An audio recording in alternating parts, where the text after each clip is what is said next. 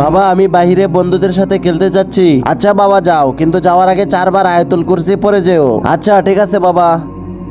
থু, থু। আরে ইয়ার এই রাস্তায় এত জাম, এক কাজ করি পিছনের রাস্তা দিয়ে চলে যাই। আরে এত সময় হয়ে গেল কিন্তু তামিম এখনো আসলো না, ওরা একটা কল দে। আচ্ছা।